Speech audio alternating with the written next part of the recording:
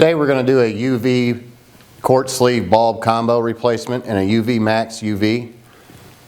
The first thing that we want to do is turn off the water and relieve the pressure. Once you've done that, if you have a 3-valve bypass in place, we can go ahead and turn our bypass valves as well.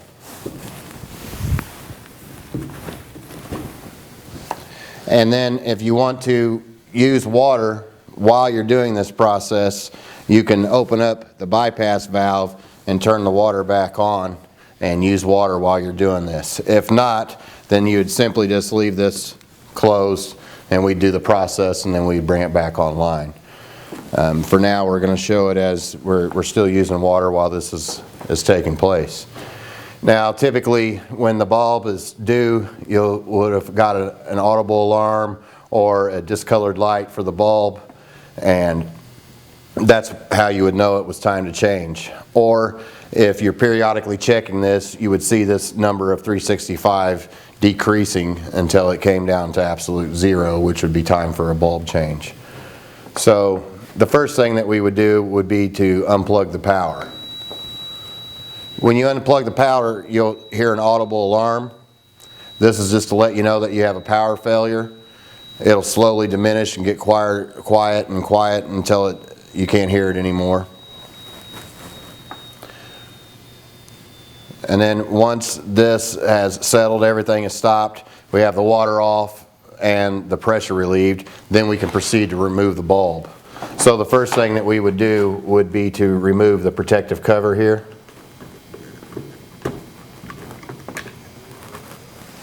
And depending on the state of the water system, if the light was still on, this chamber can be a little warm. So don't be alarmed by that. Just be careful not to burn yourself. If you want to let it cool down, if it's really hot, you might want to let it cool down for a while. But we're going to take the protective cover off. We can set it to the side. Once the protective cover is off, we're going to take the ground screw loose.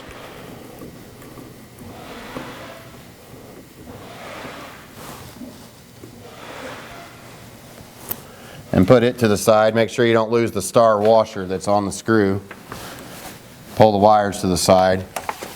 Now the actual connector can just be pulled off the top of the bulb and put the connector to the side. Once that's done, then again we're going to want to use our gloves to replace this bulb, the old one and the new one. We don't want to touch the sleeve or the bulb with our raw hands. The oils in your hand can cause the bulb or the sleeve to damage prematurely. Now with a bulb sleeve combo, there's a lot more protection than there would be if it was a separate bulb that went into a separate sleeve. But regardless, it's a good idea to put rubber gloves on and protect the bulb. Now once this is off, the pressure's been released and the water's off, then we can go ahead and unscrew the bulb out of the chamber. Again, you're going to be very careful pulling this old bulb out because you don't want it to break and fall down in the chamber. You can discard the old bulb in your general trash and then remove your new bulb from the packing and install it in the chamber. And you want to be really careful not to break the bulb on the way back in. And you'll feel the bulb touch the spring that's in the bottom of the chamber. You want that because you want that spring to hold this bulb in place. Then you can go ahead and screw your bulb in and screw it down until it's tight. And once it's tight, now at this point is when we would go ahead and turn the water back on. Make sure we don't have any kind of leaks, because if we have leaks, we want to fix them now before we hook our wire connector back up. So at this point, we go ahead and turn the water supply back on, and if you have a 3-valve bypass, the supply would already be on. So what we would do there is shut our bypass valve again, then we'd open our inlet slowly and our outlet slowly, and then go crack a faucet somewhere just so we can let the air out of the chamber. And then once the air is out, then you can go ahead and fully open both of the supply and the output valves. Once that's done, you can shut your faucet off now and then come back and inspect everything. Look for any kind of drips coming down from the bulb itself or any other kind of leaks that may occur during the process. Once we know we have no leaks, everything is in tight, then we can go ahead and put our connector back on.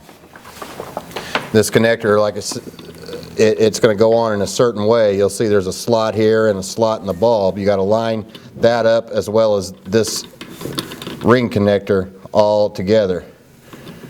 So once you have it lined up, go ahead and push it all the way down, make sure it's all the way on there.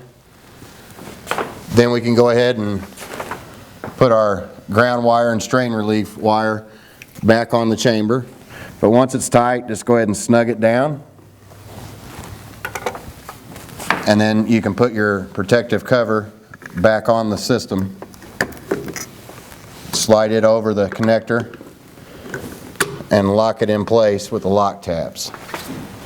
Now the bulb has been changed, and you would go ahead and plug your power back in. You'll see when you plug the bulb back in, it'll go through a series of checks and it'll show red lights as it's going through the checks.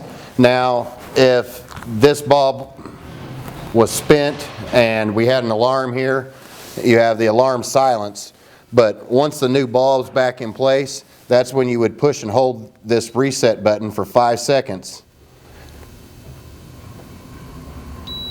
And you'll hear a beep, and that would reset this to 365 days. Once that's done, the bulb's changed, and you're ready for another year of treatment. Again, this was the UV Max bulb replacement. You can buy these from uswatersystems.com. If you have any questions or concerns about replacing your bulb, please give us a call at 1-800-608-8792. Thanks.